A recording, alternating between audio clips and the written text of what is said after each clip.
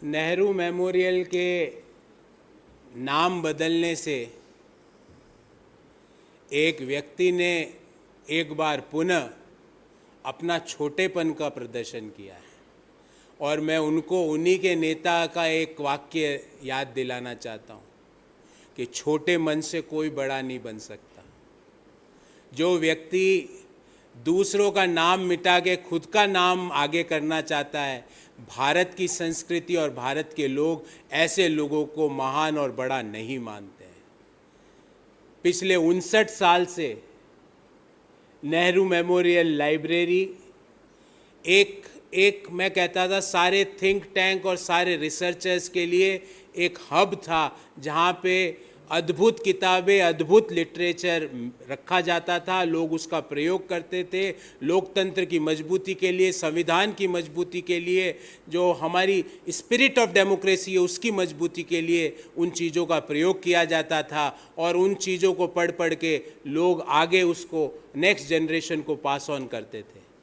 पर एक व्यक्ति को लगा कि मैं पंडित जी का नाम वहाँ कैसे रहने दूँ, क्योंकि मुझे तो पंडित जी के नाम को हटाना है, पर 140 करोड़ लोगों के दिल में जो पंडित जी का नाम लिखा जा चुका है उसको कैसे हटाओगे।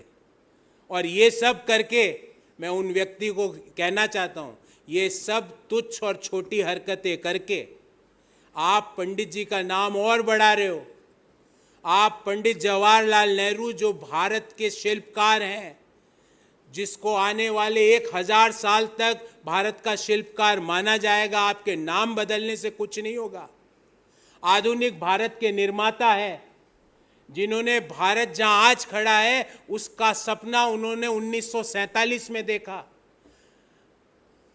उन्होंने भारत को जब संभाला, जब भारत के पास निर्माण करने की, सुई के निर्माण करने की क्षमता नहीं थी। वहाँ से लेकर वो बड़े बड़े dam, all India institute of medical sciences, IITs, IIMs, IISCs, बड़े बड़े रिसर्च इंस्टीट्यूशंस, DRDO, इस जो हमारा इसरो, ये सारी चीज़ों की परिकल्पना पंडित नेहरू ने की।